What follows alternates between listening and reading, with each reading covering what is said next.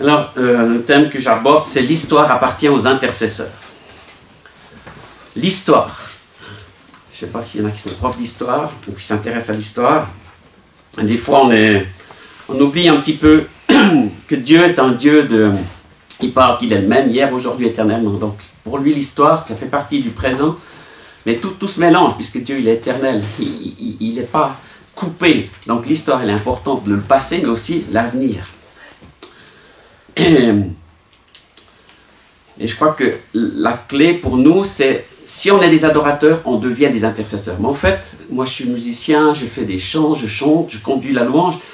Et puis, vous savez, on aime bien mettre des étiquettes aux gens. On dit, ah, toi, Sylvain, c'est la louange.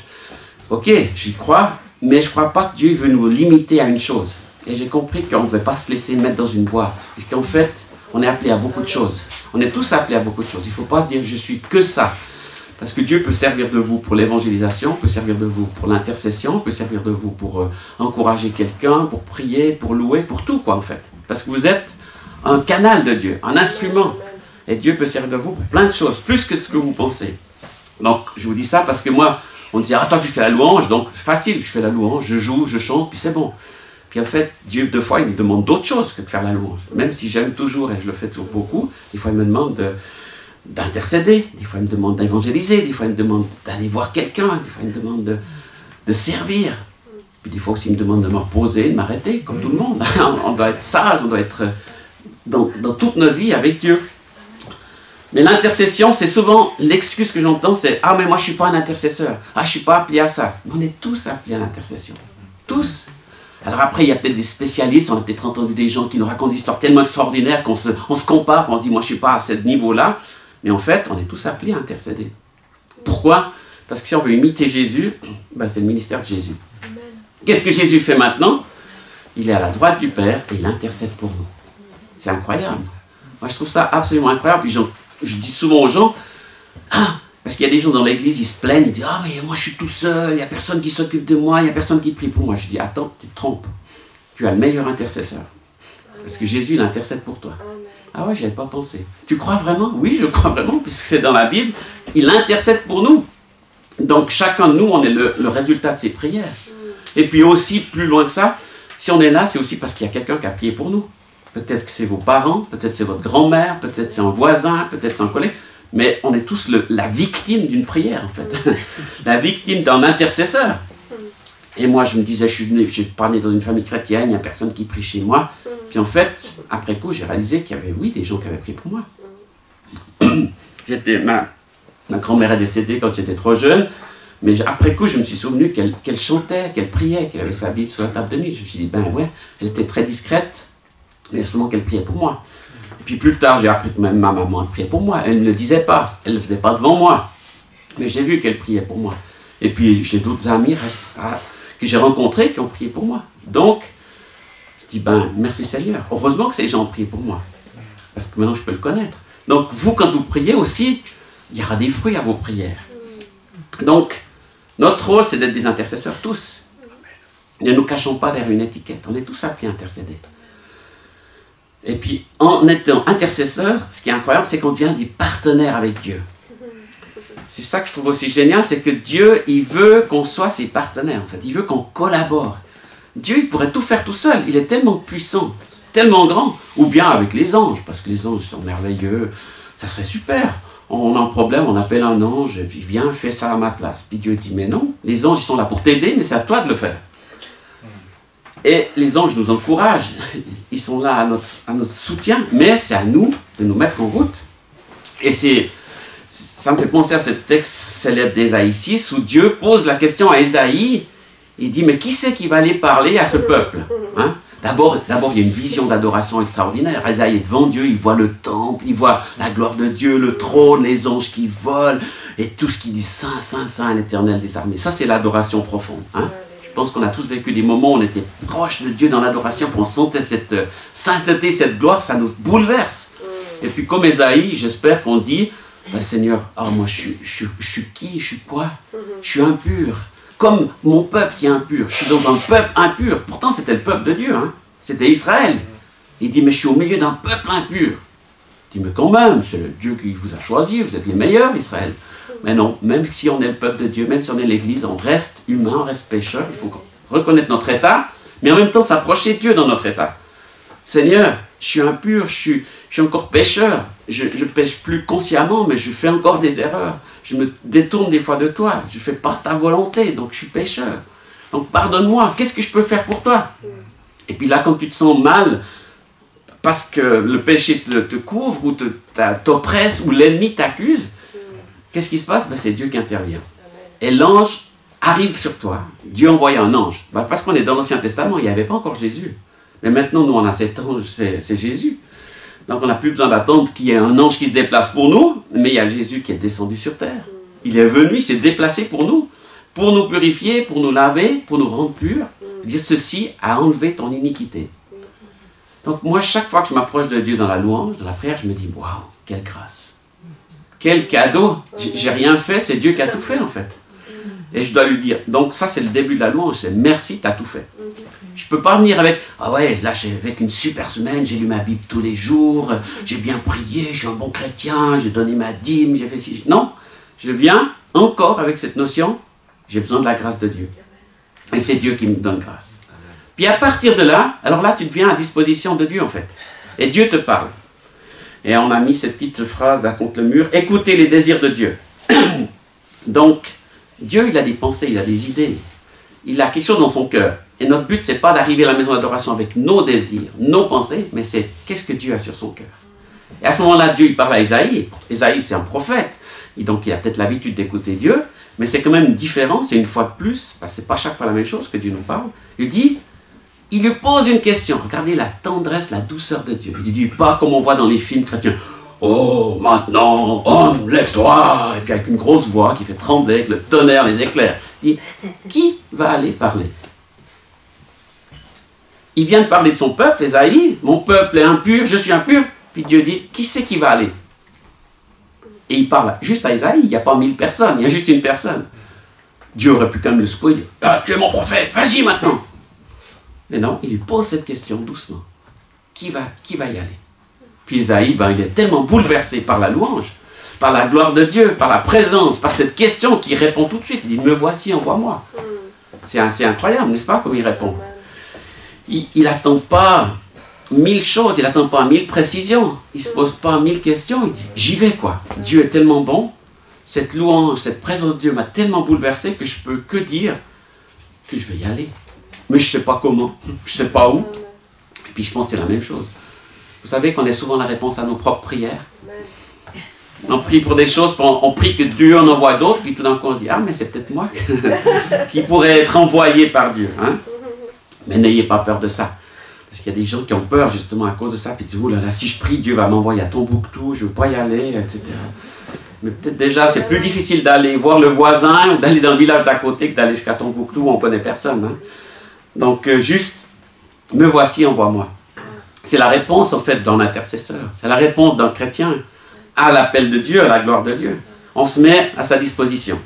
Et ça commence par la prière en fait. Avant de partir, d'attaquer tous les démons et puis de combattre tous les ennemis et puis de vouloir évangéliser le monde entier, Seigneur, où je vais, qu'est-ce que je fais?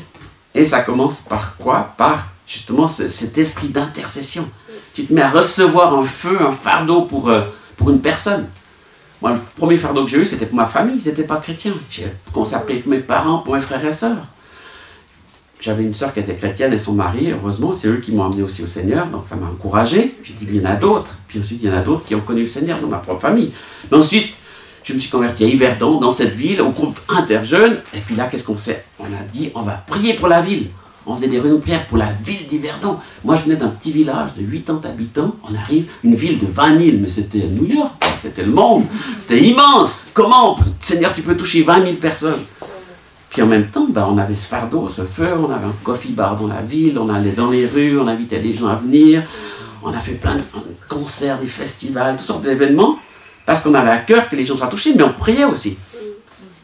Première chose qu'on a fait, c'est qu'on s'est retrouvé sur une montée là-bas, une petite colline en nord d'Yverdon, où on voit très bien la ville. On va aller tous les soirs là, pendant une semaine, avant un événement d'évangélisation. Et puis on priait là, pour la ville, on voyait la ville, puis le Seigneur touche ces gens. J'entendais des gens qui pleuraient, moi j'étais jeune chrétien. waouh, mais pourquoi ils pleurent pour ces gens, quoi? Pourquoi ils prient avec tant de passion? Parce qu'ils avaient reçu le cœur de Dieu pour cette ville. Parce que Dieu, il a pleuré sur Jérusalem, il a pleuré sur son peuple. Et puis, il dit aussi, ce peuple, il a besoin de me connaître. Donc, quand on comprend ça, on devient un petit peu comme cette réponse à cette autre question que Dieu pose à Ézéchiel 22, verset 30. Je cherche parmi eux un homme qui élève un mur, qui se tienne à la brèche devant moi en faveur du pays, afin que je ne le détruise pas, mais je n'en trouve point. Je répandrai sur eux ma fureur, je les consumerai par le feu de ma colère, je les ferai retomber sur les œuvres sur leur tête, dit le Seigneur. On voit que Dieu est fâché parce que le peuple s'est éloigné, mais en fait, il dit qu'il cherche toujours un intercesseur. Parce qu'il n'a pas envie de manifester sa colère. Un intercesseur, c'est exactement comme un avocat, comme Jésus est intercesseur devant le Père, il est devant le juge, parce que Dieu c'est le juge, puis l'intercesseur c'est l'avocat qui défend la cause. Il dit non, tu devrais les punir, mais ne les punis pas. Je suis venu, je suis mort, j'ai donné ma vie, donc à cause de mon sacrifice, ne les punis pas. Sauve-les. Donc c'est ça l'intercesseur. Celui qui a la brèche, donc littéralement la brèche, c'est qui comble un trou. Il y a un trou dans le mur. Vous savez qu'à l'époque, les villes étaient protégées par des murailles. Et puis s'il y avait un trou, c'est là où l'ennemi s'infiltrait. Donc il mettait peut-être plus de garde à cet endroit pour empêcher l'ennemi d'entrer. Donc un intercesseur, c'est quelqu'un qui voit un trou, qui voit une brèche dans le pays, dans le monde, dans la société, dans l'église et qui se tient. Parce que c'est facile de dire, il y a un trou, il y a un problème, là ça ne va pas, dans cette église c'est une catastrophe, dans cette ville ça ne va pas, les autorités, les politiciens, etc. C'est très facile, il y a plein de gens qui font ça, il y a des journalistes professionnels, ils font que ça. Ils décrivent le problème, mais la solution c'est quoi? Qu'est-ce que tu peux faire par rapport à ce problème? En tant que chrétien, je crois que notre rôle, c'est de nous tenir à la brèche et d'intercéder. Quand on voit quelque chose qui dysfonctionne. Donc, Dieu dit, j'en cherche un. Il ne dit même pas, j'en cherche 1000. Un. Rendez compte qu'un homme peut faire une différence. Amen. Sur une nation, sur une ville, sur un pays. C'est ce que Moïse a fait, c'est ce qu'Abraham a fait, c'est ce que beaucoup d'hommes dans la parole ont fait. Donc, aujourd'hui, ça n'a pas changé. Dieu aussi nous cherche. Alors on dit, ouais, mais c'est pas moi, il y a sûrement quelqu'un d'autre qui a un plus grand ministère que moi. Ouais, si Dieu te met ce fardeau, c'est peut-être toi. Qui mieux que toi peut prier pour ta famille, pour ton mari, pour ta femme, pour tes enfants, pour tes voisins? Si Dieu t'a placé là avec ça, ce fardeau, fais-le. Tiens-toi sur cette brèche, plutôt que de critiquer la brèche. Et puis il y a cet autre verset qui est aussi très très clé par rapport à ce ministère, c'est Ésaïe 62, là où il parle des sentinelles. Les sentinelles, c'est quoi? C'est des gens qui ont un rôle très précis. Alors je lis ce verset 62, 6, Ésaïe. Sur tes murs, Jérusalem, j'ai placé des gardes. Ils ne se tairont ni le jour ni la nuit. Vous qui la rappelez au souvenir de l'Éternel, point de repos pour vous. Ne lui laissez aucun relâche, jusqu'à ce qu'il rétablisse Jérusalem et la rende glorieuse sur la terre. Alors évidemment, c'est un texte qui nous parle d'intercession pour Israël. Et ça, c'est quelque chose qu'on fait régulièrement dans cette maison. Et dans toutes les maisons de prière, on prie pour Israël. C'est le peuple de Dieu. Dieu a toujours un plan pour ce peuple. Et on est appelé à bénir Israël. Ceux qui bénissent Israël seront bénis. Donc ça fait partie de notre rôle. Mais on peut aussi prendre ce texte par rapport à notre pays, à notre église, à notre vision, que Dieu nous demande aussi de nous tenir sur la muraille pour prier pour la protection de la ville qui est derrière les murailles. Donc qu'est-ce qui fait une sentinelle?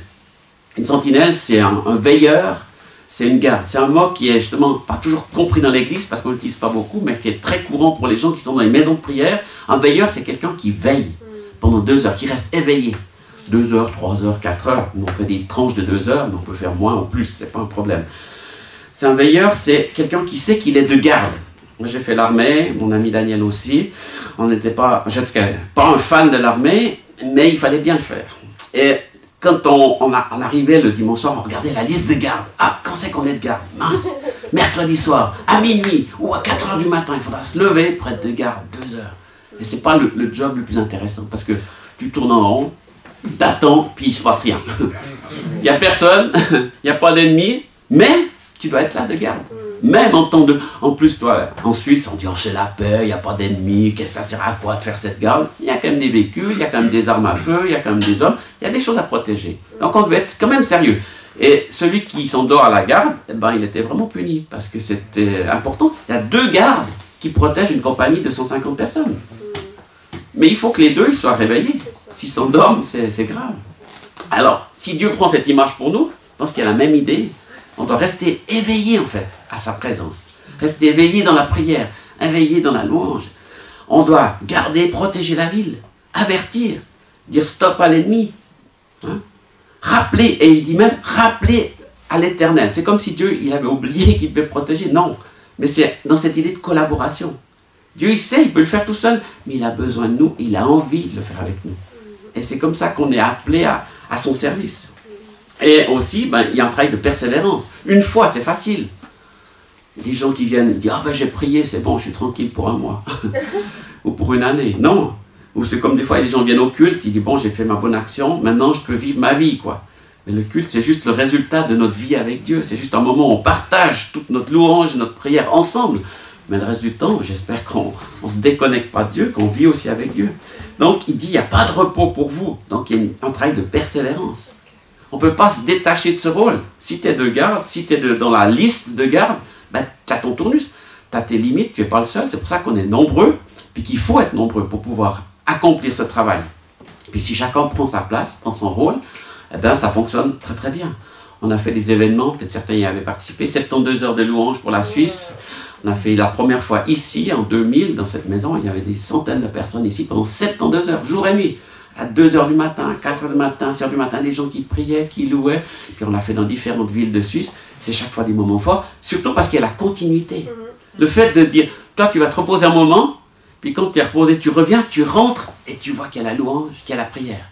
Tu rentres dans quelque chose qui ne s'est jamais arrêté. Ça, c'est fort, quoi. Tu n'es pas en train de dire, ah bon, il faut recommencer, les gens arrivent, il faut laisser le temps qu'ils s'assiedent, qu'ils se posent, qu'ils se reconnectent à Dieu. Commencer des fois la louange dans l'église, il faut 10-15 minutes avant que les gens soient vraiment connectés à Dieu. Puis au moment où ils sont vers Dieu, on termine la louange parce qu'il faut passer à autre chose, quoi. Donc c'est dommage des fois. C'est pas un jugement, c'est pas une critique, c'est une réalité. Mais ici au moins, on essaye de ne pas avoir cette limite-là, pas ce stop. Puis on essaie de continuité. Alors, on n'arrive pas encore 24 heures sur 24. Mais c'est le but de Dieu, c'est que ça ne s'arrête jamais, en fait. Et puis que tu rentres dans la louange, j'ai été visiter des maisons de prière.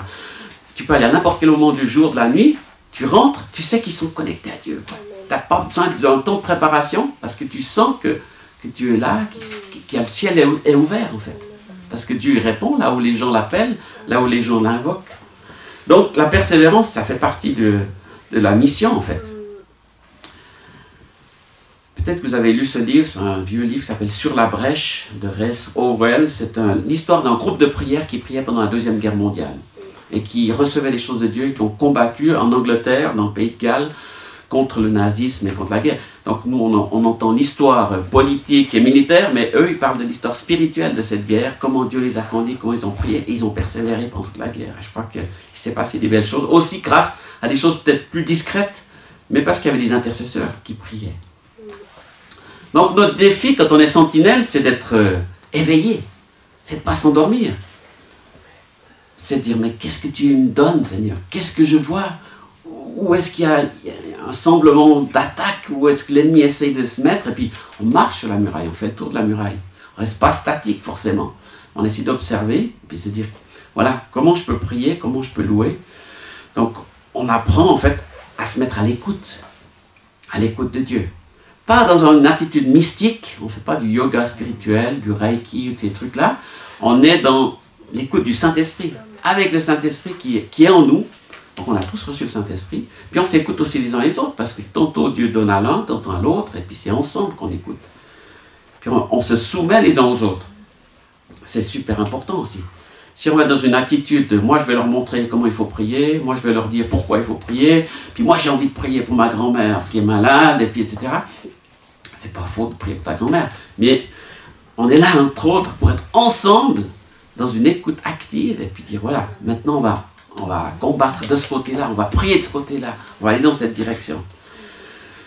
Donc, Psaume 50, verset 7, « Écoute mon peuple et je te parlerai. Israël, je t'avertirai. Je suis Dieu, je suis ton Dieu. » C'est tout simple, hein, c'est très clair. Ésaïe 44, 1, « Écoute maintenant, ô Jacob, mon serviteur, ô Israël, que j'ai choisi. » Donc vous avez tous été choisis. Vous connaissez ce texte de Jean 15. Ce n'est pas vous qui m'avez choisi, c'est moi qui vous ai choisi. Des fois, même quand on témoigne, j'entends des gens qui témoignent à leur baptême, à leur conversion. Oui, j'ai cherché Dieu, je l'ai trouvé. C'est comme s'ils se mettaient en avant parce qu'ils avaient découvert quelque chose d'extraordinaire. Mais en fait, Dieu te cherchait avant que toi tu le cherches. C'est lui qui t'a trouvé. Et puis toi, tu as juste dit oui à son appel. Donc, dans la prière, dans la louange, c'est la même chose. Dieu nous cherche tout le temps. Il nous attend. Mais est-ce que tu vas me louer? Vous savez, j'aime bien dire ça dans les séminaires de louange, personne ne peut louer Dieu à votre place. Ça ne marche pas. Tu ne peux pas dire, ah mais tu j'ai pas le temps de prier, Aline, tu pourrais louer pour moi? Parce que je sais que tu aimes bien louer. Allez, loue à ma place, moi j'ai pas de temps, là, je suis occupé. Mais ça ne marche pas. Dieu il dit, mais ça sert à quoi? Bien, alors Seigneur, écoute ce CD, il est bien, hein? Mais Dieu, il s'en fiche des CD. Moi j'en fais, je sais ce que c'est. Pour moi, c'est bien, pour mes amis, c'est bien, mais pas pour Dieu. C'est un bout de plastique pour Dieu. Dieu, il veut entendre ton cœur. Il veut entendre ta voix. Comment j'ai appris ça? Avec mes propres enfants. J'ai 4 enfants. Je rentre dans le week-end, je suis parti en voyage, je les retrouve. J'ai pas envie qu'il y en ait un qui vienne l'intermédiaire, qui vienne me dire salut papa de la part des 4 enfants. Je trouve ça très bizarre. Hein? Qu'est-ce qui se passe? Ils se sont ligués, là, ils se sont mis ensemble. Oh, ils se sont occupés, leur truc, ils n'ont pas envie de venir me dire bon. Non, j'ai envie de les voir chacun. Je vais parler avec chacun. Et chacun va s'exprimer d'une autre manière, parce qu'ils ont un caractère différent, d'autres émotions, d'autres expressions, selon leur âge, selon qui ils sont. Mais c'est ça qui me touche. C'est un câlin avec chacun, une parole avec chacun. Donc Dieu, c'est la même chose. Je ne suis pas Dieu, je ne sais pas dans l'image, hein, elle est limitée. Mais Dieu, il aime, on est ses enfants, donc il aime entendre ses enfants. Il veut entendre ta voix. Alors l'excuse aussi que j'entends souvent dans les églises, ah mais je ne sais pas chanter, je chante faux. Je dis, mais qui c'est qui t'a dit que tu chantais faux? Ah mais c'est mon prof à l'école. Je sais, j'étais prof de musique, donc, mais je disais jamais ça à mes élèves. Mais il y a des profs qui sont comme ça, qui sont cassants. Ah, arrête, tu chantes faux, tais-toi. Et puis, 40 ans après, ils écoutent toujours cette voix et disent, ah, je ne sais pas chanter. Mais c'est qui t'a donné ta voix? C'est ton prof de musique? Non. C'est Dieu qui te l'a donné. Et si Dieu t'a donné une voix, c'est qu'il veut l'entendre. Donc chante. Et puis, à force de chanter, tu vas t'améliorer. J'ai un ami qui s'est converti à l'âge de 30 ans. Il n'avait jamais chanté de sa vie. Dans sa famille, on ne chantait pas. Il n'allait pas à l'église. Il ne connaissait rien de Dieu. Donc, il n'avait jamais chanté. Mais dans l'église, il a découvert que le chant était important. Donc, il a appris à chanter. Mais au début, il n'aimait pas sa voix. Parce qu'il n'avait pas l'habitude de l'entendre. On n'aime pas notre voix. On aime mieux celle des autres, souvent, en général. Bienvenue, bienvenue. Donc, mais Dieu, il aime notre voix. Et souvent, les autres, ils aiment mieux notre voix que nous, la nôtre. Donc, ayons confiance que notre voix peut bénir Dieu par la louange, mais aussi dans la prière. On doit proclamer les choses. Alors aussi, psaume 46, verset 10, « Arrêtez et sachez que je suis Dieu. Je domine les nations, je domine sur la terre. » Ça, c'est fondamental, c'est tout simple. On vient dans la maison de prière, on s'arrête. Au milieu de nos courses, nos activités, nos 1000 trucs, on pause. On s'arrête, on commence par s'arrêter. Et on s'arrête pas n'importe où. C'est pas un arrêt de bus où on ne sait pas si le bus va arriver. Hein. On s'arrête devant Dieu. Et ce Dieu qui fait quoi? Qui domine sur les nations. Dieu est au contrôle. Il est encore au contrôle. Malgré ce que nous disent les journaux télévisés, journaux papier, Internet, les réseaux sociaux, qui sont pleins de craintes, de menaces, et l'esprit de ce monde. Les gens sont angoissés et ils écrivent leurs angoisses. Ils communiquent leurs craintes. Puis du coup, si on se nourrit de ça, ben après on est comme eux. Ah mais c'est terrible, c'est bientôt la fin du monde, tout va exploser, puis qu'est-ce qui va se passer? Puis je ne pourrai plus parler de Jésus, puis peut-être que je serai persécuté. Dieu domine. Dieu est au contrôle. Oui, il y a des temps difficiles qui viennent, ça on est averti. Mais on a Dieu avec nous. Alors quelqu'un qui n'a pas Dieu, je comprends qu'il panique, mais nous on a Dieu. Si nous les chrétiens on panique comme le monde sans Dieu, alors qu'est-ce qui va faire la différence? La seule chose qui fait la différence, c'est la paix que Jésus va nous donner dans toutes les circonstances. La louange dans toutes les circonstances. Vous connaissez tous l'histoire de Paul et Silas. En prison, ils louent Dieu. Et pourtant, c'était des intercesseurs. Ils disent, non, il a fallu faire du combat spirituel, de l'intercession. Non, ils font de la louange. Avant quoi que ce soit, ils louent Dieu. Parce que la louange, c'est la confiance. C'est la paix que Dieu est au contrôle. Et c'est pour ça que cet endroit s'appelle la maison d'adoration. Parce que d'abord, on adore Dieu. Et de l'adoration va naître l'intercession. Mais la clé, c'est qu'on se tourne devant Dieu. Parce que si on arrive, on se pose, ouais Seigneur, je te prie, putain. On commence à faire notre truc en fait. C'est nous qui donnons les ordres à Dieu. Alors quand on adore, on réalise c'est qui le patron? C'est qui le chef? C'est qui le souverain?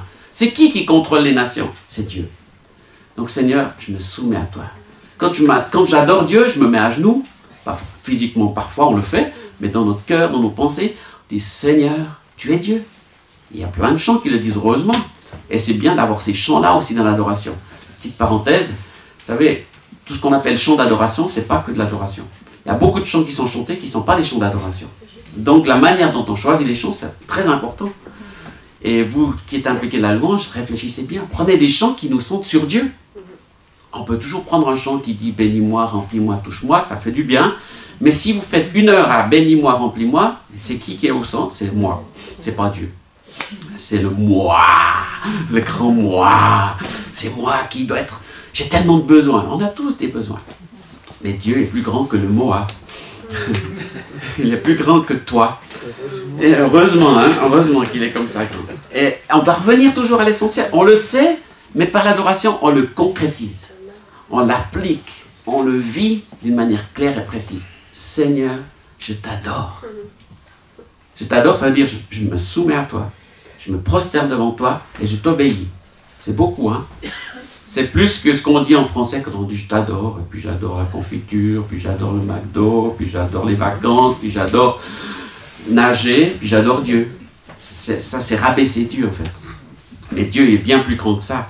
Donc, on adore un grand Dieu, un Dieu souverain, un Dieu puissant, un Dieu qui est au-dessus de tout. Alors, notre défi, finalement, c'est de s'arrêter, d'écouter Dieu, et puis de prier comme Dieu voudrait qu'on prie. C'est pas qu'on est des automates, des machines, que Dieu met nos prières, et puis qu'on n'a plus rien à penser. Non, on prie avec notre intelligence, avec notre réflexion, puis aussi avec le Saint-Esprit. Mais on prie selon le cœur de Dieu. C'est pour ça que c'est important de connaître Dieu, de connaître son cœur. Donc l'exemple parfait, c'est la prière de Jésus dans Jean 17.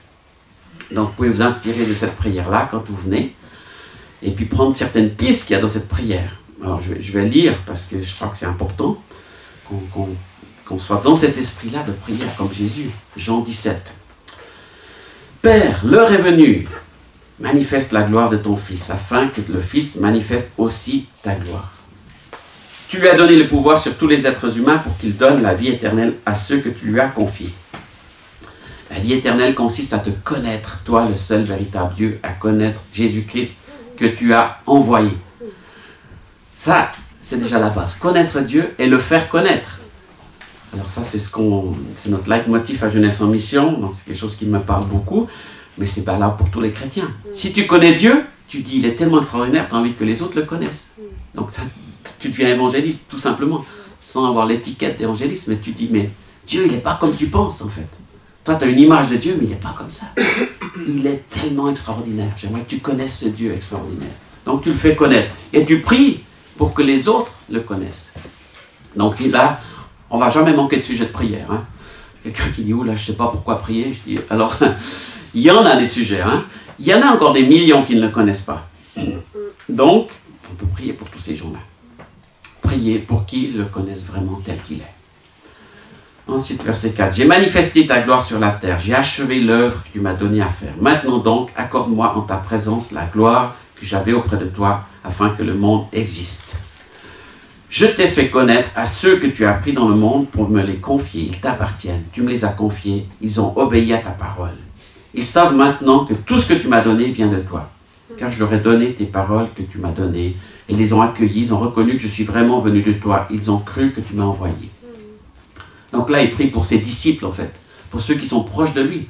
On a tous, pas forcément des disciples, mais des amis proches. Des gens avec qui on marche dans la foi. Ben, Dieu nous demande de prier pour eux aussi. Prier pour vos frères et sœurs. C'est plus facile de voir leurs défauts, de les critiquer, mais Dieu nous demande d'intercéder, de les soutenir dans la prière, parce qu'ils ont connu Dieu au travers de toi, ou Dieu les a mis à tes côtés. Et dans l'église, on ne choisit pas forcément nos frères et sœurs, mais c'est Dieu qui nous les a mis à côté de nous, et puis ben, c'est notre rôle aussi de les bénir et de prier pour eux. Et je te prie pour eux, je ne prie pas pour le monde, et pour ceux que tu m'as confiés, car ils t'appartiennent. C'est assez surprenant, hein? Il dit, je ne prie pas pour le monde, dans le sens... il y a déjà beaucoup à faire avec ceux que tu m'as confiés. Puis on ne peut pas porter tout le monde entier. C'est mon ami Rolf Schneider qui disait « J'ai renoncé depuis longtemps à être le sauveur du monde. » Il y en a déjà eu un. Et c'est vrai. Des fois, au début, quand on pense à tous ceux qui ne connaissent pas Dieu, qui sont perdus, on aimerait que tout le monde... Oui, mais on ne peut pas porter tout le monde. Mais Dieu nous confie des gens, nous confie un peuple, nous confie un groupe. Donc on prie déjà pour eux. Ceux que tu m'as confiés. Hein? Tout ce que j'ai est à toi, et tout ce que tu as est à moi. Et ma gloire se manifeste en eux. Il y a cet échange divin avec Dieu. Dieu nous a donné beaucoup de bonnes choses. On en profite, mais ce n'est pas juste pour nous, égoïstement, pour penser qu'on est meilleur, qu'on est plus que d'autres. Non, on partage toutes les grâces. Les grâces que Dieu nous a données, on les partage. La louange, c'est un partage aussi. Quand on loue, vous savez, quand quelqu'un loue, ça encourage quelqu'un d'autre. Ça aide les autres aussi à louer parce que vous louez. Si vous attendez que les autres louent pour louer, ça va être plus difficile. Mais si vous vous mettez en route, ça encourage quelqu'un d'autre. Dans la même chose dans l'intercession, à mesure qu'on loue, qu'on adore, on encourage d'autres à adorer et intercéder. Je ne suis plus dans le monde, mais eux sont dans le monde. Moi je vais à toi, Père Saint. Garde-les par ton divin pouvoir, celui que tu m'as accordé, afin qu'ils soient un, comme toi et moi, nous sommes un. Il y a le défi de l'unité. C'est un grand défi, hein, d'être resté unis dans l'Église, dans la prière, dans la présence. Et on sait que l'ennemi, son nom, c'est le diviseur. Donc s'il n'arrive pas à nous éloigner de Dieu, il va essayer de nous diviser. Dans la louange, il y a des églises qui se divisent à cause de la louange, alors que la louange est faite pour être unie. Ouais, mais moi j'aime pas ces chants, moi j'aime pas cette musique, moi j'aime pas cet instrument, moi je veux pas de batterie, moi je veux pas de guitare. Mais qu'est-ce qu'on n'a pas entendu comme bêtises à ce sujet? Et tout ça, c'est l'œuvre de l'ennemi, en fait. C'est trop fort. C'est trop fort, c'est pas assez fort. Non, pas souvent, c'est plutôt trop fort. J'aime pas la batterie, je veux pas ci, je veux pas ça. Et l'ennemi, il fait une œuvre comme ça. Alors Dieu nous dit, restez unis, unissez-vous. Peu importe le chant qu'on chante, finalement. Il y en a des centaines, il y en a même des milliers de chants. C'est pas le chant qui est important, c'est le cœur qui chante. C'est comment tu chantes le chant, comment tu t'impliques dans ce chant. Et comment tu vis ce chant-là. C'est pas qui c'est qui est devant. Ah, mais j'aime pas, il a mis un t-shirt rouge, ça lui va vraiment pas. Vous savez, quand on n'adore pas, on critique. Parce que tu peux pas faire les deux en même temps. Soit tu adores, puis quand tu adores, tu es focalisé sur Dieu, tu es avec Jésus. Soit tu adores pas, donc tu observes, tu regardes. Ah, c'est bizarre. Pourquoi il fait ça? Pourquoi il est comme ça? Pourquoi ils ont fait ci? Pourquoi ils ont changé la moquette? Pourquoi les rideaux sont bleus? On a 1000 trucs à détruire. Et puis c'est ce qui s'est passé avec une personne dans la Bible, c'est Michal qui regardait David quand il a ramené l'arche à Jérusalem. Vous pouvez lire ça dans 2 Samuel 6. Il ramène l'arche et lui il est tellement content, il danse comme un fou, il déchire ses habits, la moitié nu, il s'en fout. Tellement il a envie d'adorer. Quand il rentre à la maison, il y a la scène de ménage dans la Bible. Vous pouvez lire ça. Hein? Ah, qu'il était beau le roi, quand il dansait comme un homme de rien, à moitié nu devant ses serviteurs et ses servantes. C'est vraiment la scène de ménage, hein? Elle l'engueule. Puis lui, il répond en disant, mais j'ai fait ça pour Dieu. Et puis la conclusion, et Michal n'eut pas d'enfant jusqu'à sa mort. La mort dans son sein, à cause de la critique. Hein? Elle n'a pas compris l'esprit de louange. Elle était critique, elle était observatrice. Elle était sur le balcon, elle regardait la louange en fait. C'est un peu le danger aujourd'hui parce qu'on a YouTube et puis on regarde la louange. Hein? Regardez pas, mais louez. Si vous mettez YouTube, louez au moins avec, chantez avec. C'est pas le but d'observer et puis de dire ah j'aime bien ce spot, j'aime bien comme ils sont habillés, j'aime bien comment ils sont posés. Là l'ennemi il nous vole la vraie louange avec ça. Si on ne devient que des spectateurs, on doit être acteur de la louange, participant de l'adoration. C'est ça que Dieu veut. Donc David il l'a fait, il a été cet adorateur. C'est une grande parenthèse par rapport à ce texte, mais c'est important, rester un dans l'adoration, unis. Donc quand on est ici, même si on ne se connaît pas tous, on va dans une même direction. On va dans la direction de Dieu, dans sa présence, communion avec lui, puis ensuite on prie selon son cœur, dans l'unité. La suite. Pendant que j'étais avec eux, je les gardais par ton divin pouvoir, celui que tu m'as accordé. Je les ai protégés, aucun d'eux ne s'est perdu, à part celui qui devait se perdre pour que l'écriture se réalise. Oui, il y a des gens qui se perdent, il y a des gens qui abandonnent, il y a des gens qui nous lâchent, et ça nous déçoit des fois. Notre responsabilité, c'est déjà nous de rester bien accrochés. Bien accrochés à Jésus, parce qu'on peut tous être tentés, hein, que celui qui est debout prenne garde de tomber. C'est pas parce qu'on est de la louange, qu'on est à la maison de prière, qu'on est exempt de tentation, de difficultés, mais on reste accroché à Dieu. On reste dans la vision que Dieu nous a donnée. Maintenant, je vais à toi, je parle ainsi pendant que je suis encore dans le monde, afin qu'ils aient eux-mêmes ma joie, une joie complète. La joie du Seigneur, c'est notre force. Donc, si tu n'as pas la joie, tu n'as pas la force. Un chrétien triste, c'est un triste chrétien. Alors, on peut avoir des moments difficiles, hein, c'est le cas. Mais aspirons à la joie du Seigneur. Et la joie, elle vient, entre autres, dans la louange. Parce que la musique, c'est Dieu qui l'a donnée, qui emporte la louange et qui nous aide vraiment à découvrir cette joie et à vivre cette joie. Donc, c'est un choix, finalement. C'est un choix d'accepter, de rentrer dans la joie de Dieu. Je leur ai donné ta parole et le monde les a haïs parce qu'ils n'appartiennent pas au monde, comme moi, je n'appartiens pas au monde. La parole de Dieu produit parfois des réactions quand on lit la Bible, quand on parle de la Bible. Mais c'est notre force en fait. Donc on continue de s'accrocher à cette parole. Je ne te prie pas de les retirer du monde, mais de les garder du mauvais. Des fois on aimerait déjà être au ciel pour avoir plus de problèmes. Je ne sais pas si vous êtes comme ça. Hein? Moi je suis bien sur terre. Mais des fois quand il y a des complications, des difficultés, ouais ben ça sera mieux vers Jésus. Oui ça sera mieux vers Jésus. Mais pour l'instant on est là. C'est Dieu qui a décidé qu'on soit là. Autrement il aurait fait les choses d'une autre manière. Il aurait pu faire comme ça. Tu te convertis? Emmené au ciel tout de suite. Tu dis oui à Jésus, tu pars, tu prends une fusée et puis tu arrives vers lui. Mais non, en fait, il a dit, je te garde dans ce monde. Parce que là, tu vas pouvoir me refléter. Tu vas être un ambassadeur, tu vas être un envoyé de mon royaume sur cette terre. Et c'est ça qui est bon. Mais il faut y croire, il faut l'accepter. Si tu es tout le temps en train de contester avec, ouais mais Seigneur, ça serait quand même mieux. Non, je t'ai mis là, mais je prie que tu sois gardé du malin. Parce que dans ce monde, il y a le malin. Ce monde, il est encore sous la domination de Satan. Alors, quand on dit Satan, tu n'as aucun droit, tu ne peux rien faire. Non, Satan, il a encore des droits et il fait des choses. Il est là. Donc, sachons quelle est notre sphère d'autorité, notre sphère de règne, et puis régnons avec Dieu, sans forcément dire que c'est déjà le royaume de Dieu complet sur la terre. Non, on est dans cette confrontation de deux royaumes. Mais là où il y a l'Église, il y a l'établissement du royaume de Dieu. Parce qu'il y a le pardon, parce qu'il y a la grâce, parce qu'il y a l'amour, parce qu'il y a l'unité. Donc il faut qu'on vive les choses du royaume. Autrement, si on vit l'Église sans ça, eh ben, on sert plutôt l'autre royaume que le royaume de Dieu. Hein? Ça arrive malheureusement. Donc Dieu garde-nous du malin. Il est toujours là, mais on reste accroché à toi au milieu de ces difficultés. C'est l'histoire de Job finalement. Job qui a été tenté, qui a été en fait au centre d'une épreuve, d'un test entre Satan et Dieu. Satan a dit, ouais, c'est normal que Job, ça soit un bon chrétien. Tu le bénis tellement, il est extraordinaire, mais il est béni. Arrête de le bénir, puis on verra s'il va continuer. Alors ça, c'est quand on vit des épreuves. Alors, on n'est peut-être pas aussi important que Job, on ne va pas vivre les épreuves que Job a vécues, parce qu'il a tout perdu, sa famille, son travail, sa santé. C'est le pire du pire. Ben, nous, quand on perd une chose, des fois, on râle contre Dieu. On dit, oh, Seigneur, quand même. Pourquoi j'ai perdu mon travail? Pourquoi je suis malade? Pourquoi? Est-ce que tu vas garder confiance en Dieu?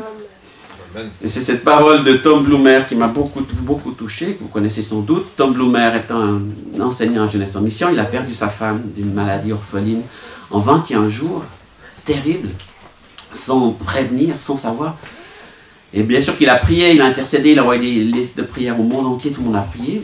Voilà, c'était le temps pour sa femme de partir. Et il dit des fois, quand Dieu ne nous répond pas, c'est qu'il peut nous faire confiance. C'est fort. Surtout dans une contexte comme ça. Et c'est comme Job. Dieu a dû dire, mais si j'arrête de bénir Job, est-ce qu'il va m'abandonner? Et puis en fait, il dit, non, je crois que je peux lui faire confiance. Job, il est solide, il va tenir. Et il a fait confiance. Et Job, c'est ce qu'il a fait. À un moment donné, même sa femme n'en peut plus. Elle dit, maudit Dieu et meurt. Et puis Dieu, c'est là où Job dit, Dieu a donné, Dieu a ôté, que le nom de l'Éternel soit béni. C'est un chant qu'on chante tous, hein, béni soit ton nom. Hein. Tu donnes et tu reprends. On chante là dans cette maison. C'est super à chanter, une belle mélodie, belle musique. Mais quand on est dans la situation, c'est plus compliqué. Mais on apprend, on se prépare. On n'a pas besoin de vivre ça. Mais je me dis, des fois, quand on se plaint de nos petits soucis, on n'est pas au stade de Job. Hein. Donc est-ce que Dieu peut encore nous faire confiance? Est-ce que tu vas continuer de l'adorer? Est-ce que tu vas continuer de le louer? Est-ce que tu vas continuer de le servir? Même si tu n'as pas tout ce que tu voudrais. On est dans un monde qui est très exigeant, où on aimerait avoir tellement de choses matérielles, pratiques, concrètes, puis on prend Dieu un petit peu quand même pour un distributeur automatique. C'est pas ça la prière. On ne vient pas demander à Dieu des petits bonbons, des petits chocolats, des petites boissons. Hein. On s'attend à ce que Dieu nous dise ce qu'on doit faire et on se met à sa disposition pour lui. Donc, ils n'appartiennent pas au monde, mais moi, je n'appartiens pas au monde. Fais qu'ils soient entièrement à toi, par le moyen de la vérité. Ta parole est la vérité. Je les ai envoyés dans le monde comme tu m'as envoyé dans le monde. Je m'offre entièrement à toi pour eux, afin qu'eux aussi soient vraiment à toi. Il y a un engagement total avec Dieu, comme je l'ai dit. Si c'est à moitié, ça ne marche pas. Donc, c'est pour ça qu'il dit aussi dans l'Apocalypse, si je veux que tu sois froid, soit bouillant, mais reste pas tiède, quoi. Au milieu, on est mal. Soit tu es à fond pour Dieu, puis là, tu vas vivre des promesses de Dieu, des bénédictions de Dieu, puis tu vas trouver le sens à ta vie chrétienne. Autrement, tu luttes toujours avec est-ce que je suis avec Dieu, est-ce que je suis contre Dieu, puis tu ne trouves pas ton équilibre là-dedans. Donc, encore cette prière, verset 20, « Je ne prie pas seulement pour eux, mais aussi pour ceux qui croiront en moi grâce à leur message. » Donc, il prie prophétiquement pour ceux qui vont se convertir. Hein? Pour ceux que Dieu va toucher au travers des autres chrétiens. Donc, quand tu pries pour les chrétiens, tu pries pour qu'ils soient aussi porteurs de ce message, cette évangélisation. Je prie que tous soient un, encore une fois, l'unité. Père, qu'ils soient unis à nous, comme toi, tu es uni à moi et moi à toi. Qu'ils soient un pour que le monde croie que tu m'as envoyé. Quand on est unis, petits et grands, jeunes et vieux, hommes et femmes, familles, de différentes cultures, différentes régions, c'est un miracle en fait. Et il n'y a que la louange qui peut faire ça. Dans la louange, tu ne viens pas avec ta position. Moi je suis président, moi je suis ministre, moi je suis professeur, moi je suis cantonnier, moi je suis agriculteur, peu importe, tu ne viens pas avec ton identité de ce monde, tu viens en tant qu'enfant de Dieu. Et on est tous ensemble à adorer, on fait la même chose au même moment. Ça c'est l'unité, si on le vit vraiment. Mais comme je l'ai dit, si on n'entre pas dans la louange parce que le chant ne nous plaît pas, ou que celui qui conduit, on n'aime pas sa voix, ou je ne sais pas, toutes sortes de pensées ridicules, on passe à côté de cette unité que Dieu veut qu'on vive. Donc c'est fort cette unité. Et on la construit dans l'adoration. Puis ensuite on la continue dans l'intercession. Parce qu'on se met à dire, ah Dieu nous a unis, il faut qu'on s'unisse encore en plus grand nombre. Il y en a d'autres qui doivent être unis à nous, que Dieu appelle dans cette ville, dans ce pays avec nous. Je vis en eux, tu vis en moi, c'est ainsi qu'ils pourront être parfaitement un, afin que le monde reconnaisse que tu m'as envoyé et que tu les aimes comme tu m'aimes. Aussi cette notion d'amour de Dieu. Dieu n'a pas de préférence de chouchou. On est tous aimés de Dieu. Et cet amour qu'on a reçu, on peut aussi dire, mais toi aussi, Dieu t'aime. Ah, mais je crois que toi, non, mais toi, t'es un meilleur chrétien que moi, toi, t'as plus... Non, non, il n'y a pas de meilleur, moins bon. On est tous aimés de la même manière. Voyez quel amour le Père nous a donné, afin que nous sommes appelés ses enfants. 1 Pierre 5, hein, on est tous appelés ses enfants. Donc, ça, c'est aussi une bonne nouvelle à partager avec d'autres, de dire que vous êtes tous aussi aimés de Dieu et que vous pouvez être ses enfants. Père juste, verset 25, « Le monde ne t'a pas connu, mais moi je t'ai connu, et ceux-ci ont reconnu que tu m'as envoyé. Je t'ai fait connaître à eux, et te ferai encore connaître, afin que l'amour que tu as pour moi soit en eux, et que je sois moi-même en eux. » Le but, c'est qu'on soit en Jésus, qu'on soit avec Dieu, qu'on soit rempli de lui, et que nos frères et sœurs aussi. Tout ce qu'on désire, on prie aussi pour les autres. Pour qu'ils aient aussi cette aspiration, s'ils ne l'ont pas encore, qu'ils la découvrent, mais qu'ils soient aussi remplis. Il ne s'agit pas de faire des catégories, des différences, mais on est tous appelés à être dans cette unité avec Dieu, dans la prière, dans la louange, dans l'intercession. Donc notre défi, c'est de nous arrêter et de prendre ce temps devant Dieu pour pouvoir vraiment le rencontrer, l'écouter, l'adorer. Donc, Éphésiens 5, verset 14, c'est pour cela qu'il est dit, « Réveille-toi, toi qui dors, relève-toi d'entre les morts, et Christ t'éclairera. Prenez garde de vous conduire avec circonspection, non comme des insensés, mais comme des sages. Rachetez le temps, car les jours sont mauvais. » Les jours sont mauvais, on le sait, il n'y a pas besoin de te le rappeler. Mais à cause de ça, rachetez le temps. Ça veut dire, utilisez bien votre temps. On a tous reçu 24 heures. On a tous reçu un capital de temps. Comment est-ce qu'on l'investit? Il y a plein de choses qui veulent nous voler notre temps. On est dans une société qui vole le temps. On est dans un christianisme occidental. On n'est pas persécuté comme en Afrique ou en Asie, où ils sont vraiment persécutés frontalement. Ils sortent des coups, ils sont frappés, ils sont brûlés. On brûle leur village, on détruit des gens, on les tue même. C'est terrible. Mais nous, c'est plus subtil, parce qu'on est aussi persécutés. Mais c'est caché. On pense qu'on n'a pas d'ennemis. On oublie même que le diable existe. Plein d'églises pensent que voilà, c'est fini, c'est des vieilles histoires. Et pourtant, il y a une confrontation avec les ténèbres qui cherchent à nous voler notre temps, voler nos priorités, voler notre relation avec Dieu, avec l'Église, les uns les autres. C'est pour ça qu'il nous dit rachetez le temps. Investissez bien votre temps avec le Seigneur. Encore une fois, ça ne veut pas dire qu'on devient des chrétiens mystiques et puis qu'on part dans un truc bizarre où on est tout le temps avec Dieu puis on n'est plus sur terre. Il faut bien manger, dormir, travailler, c'est la réalité. Mais dans cette réalité-là, Seigneur, qu'est-ce que tu veux que je fasse? Comment je peux te servir? Comment je peux te louer? Comment je peux prier? Et recevoir ce fardeau, cette réalité de l'adoration dans sa présence. Donc, réveille-toi, toi qui dors, ça veut dire que, je pense que c'est une parole prophétique pour l'Église. Parce que l'Église, souvent, elle dort. Et l'Église, c'est moi aussi. Hein. C'est pas que les autres. Des fois, je dors. Des fois, je ne suis pas éveillé spirituellement. Des fois, je passe à côté de ce que Dieu aimerait me dire ou me montrer. Donc, continuons à écouter, à laisser Christ nous éclairer, à racheter le temps pour lui. Donc, c'est facile, en fait, de s'éloigner, d'abandonner. Ça fait plus de 40 ans que je suis chrétien. Il y a des choses difficiles, des choses faciles, mais persévérer, c'est une clé de la vie chrétienne, en fait. Hein? Persévérer, ça veut dire percer et vous verrez. Percer et vous verrez. Percer le mur jusqu'à ce que tu vois de l'autre côté. Donc ça prend du temps, des fois c'est long, c'est compliqué pour percer jusqu'à ce que tu vois. Mais c'est ce que Dieu attend de nous. Et Ézéchiel, qui avant nous a dit que Dieu cherchait un homme, il dit aussi, vous n'êtes pas montés sur les brèches, c'est Ézéchiel 13,5. Vous n'avez pas entouré d'un mur la maison d'Israël pour demeurer ferme dans le combat au jour de l'Éternel. Mais justement, si on n'est pas sur la brèche, si on n'est pas sur la muraille, si on n'est pas dans la veille, ben, la brèche, elle reste ouverte. Et du coup, on s'endort, on s'éloigne, on abandonne. Parce qu'on n'a pas protégé. Le danger de la passivité, de l'endormissement. Venir à la maison de prière pour prier 2 heures, c'est un combat. Des fois, on dit, j'ai pas envie, je suis fatigué. Il y a un bon film, il y a un bon match. Il y a plein de choses qui nous intéressent. Mais, qu'est-ce qui est important en ce moment pour toi? Qu'est-ce que Dieu te demande? C'est ça surtout. Moi, je ne veux pas amener un légalisme de plus, dire vous devez être là à tel jour, telle heure, vous devez faire ci, tel. C'est Dieu qui vous convainc. Mais répondez à la conviction de Dieu, et puis faites les bons choix, en fait. C'est ça, pour ne pas tomber dans la passivité, s'endormir. Les chrétiens chinois ils disent aux Européens, ne priez pas pour que la persécution s'arrête, parce qu'on ne veut pas se refroidir comme vous. On ne veut pas être refroidi comme vous les chrétiens occidentaux. On ne veut pas s'endormir, on veut rester éveillé. Quand tu es persécuté, tu sais que si tu sors de l'église, il y a peut-être la police secrète qui t'attend pour t'attraper, ben, tu pries avec ferveur. Hein. Parce que tu dis, bon, Seigneur, garde-nous, puis que ce ne soit pas ce soir qui nous embarque. Et puis, il y en a qui sont quand même embarqués.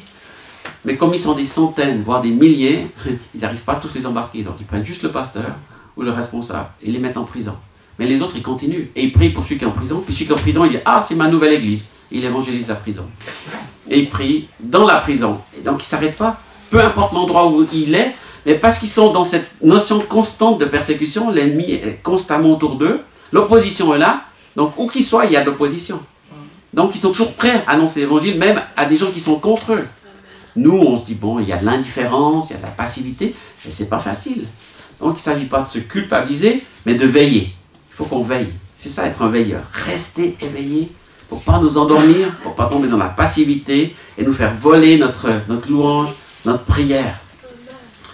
Et malheureusement, je vois trop de chrétiens qui ont connu Dieu, qui ont vécu, qui ont été à fond avec lui, puis qui ont abandonné parce qu'ils se sont découragés. L'ennemi, il est très fort pour ça. Il va chercher encore à nous décourager. Alors, je pense qu'une maison comme ça, un lieu comme ça, d'autres endroits où que Dieu va susciter, c'est un endroit pour nous rappeler, Dieu, il est toujours là. Ce n'est pas juste dimanche matin où il va être là. Mercredi soir, mardi matin, jeudi après-midi, il est là. Tu peux le rencontrer, tu peux lui parler, tu peux l'écouter, tu peux te tenir la brèche. Et il est là. Donc laissons nos excuses de côté, laissons le découragement de côté et entrons vraiment dans cette prière. Je termine avec le verset de Matthieu 26, où Jésus dit à ses disciples, il revint ensuite vers les 3 disciples et les trouva endormis. Il dit à Pierre, « Ainsi, vous n'avez pas été capable de veiller avec moi, même 1 heure. Restez éveillés et priez de ne pas tomber dans la tentation. L'être humain est plein de bonne volonté, mais il est faible. » Jésus nous connaît, il connaît notre humanité, il sait qu'on est faible. Il ne va pas nous condamner, mais il va nous secouer un petit peu. « Hey, vous ne voulez pas vous réveiller? Vous ne voulez pas rester éveillés? Parce que j'ai besoin de vous. J'ai besoin de vous, j'attends vos prières, j'ai besoin de votre soutien, j'ai besoin de votre engagement. » Donc en restant dans la louange, la prière, on reste éveillé et on reste en communion et connecté avec lui. Je crois que c'est Dieu, c'est ce qu'il veut. C'est pour ça qu'il suscite des maisons de prière, qu'il suscite des endroits où on va pouvoir le prier non-stop. Et puis c'est nouveau, puis à la fois c'est pas nouveau. Vous savez, déjà au Moyen-Âge, il y avait des tas de maisons. Hein. En France, il y en a encore plein, des abbayes, des endroits où il y avait la prière non-stop. Et encore aujourd'hui, il continue. 7 réunions de prière par jour. Matin, midi, soir, au milieu de la nuit. Alors, ça a pris une forme peut-être très religieuse, mais il y a quelque chose quand même de Dieu là derrière. Un appel de Dieu à continuer à avoir une prière continuelle, régulière. Et ces endroits sont remplis de quelque chose, d'une atmosphère de prière, parce que la prière a toujours eu lieu dans cet endroit. Donc Dieu juste renouvelle la forme, restaure la vision, pour qu'on comprenne à quoi ça sert, et qu'on soit là. Pas pour se vanter, s'enorgueillir, mais pour être vraiment en communion avec lui, dans sa présence. Alors je vais prier. Je prie pour vous et pour nous tous. Seigneur, merci parce que tu nous appelles à collaborer avec toi.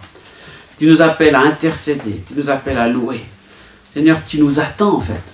Puis nous souvent on se dit, ouais, mais moi ça ne fait pas de différence, je ne suis pas important, je ne sers à rien. Pardon Seigneur, parce qu'on ne croit pas même en nous, mais on ne croit pas tout ce que toi tu crois de nous. Je te remercie parce que toi tu nous vois tellement mieux que nous on se voit. Je te prie que tu changes nos cœurs, tu changes nos visions, tu changes notre approche des choses. Et qu'on puisse être rempli d'un nouveau feu, d'un nouveau enthousiasme pour nous tenir à la brèche, nous tenir dans la louange, nous tenir dans ta présence. Et rester éveillé, rester rempli de toi, de ton amour, de ton feu. Merci de bénir mes frères et sœurs. Et là où tu les appelles, à te louer, à te servir, qu'ils soient remplis de cette passion, de cette vision, de ce feu pour l'adoration, l'intercession. En ton nom, Jésus. Amen. Amen.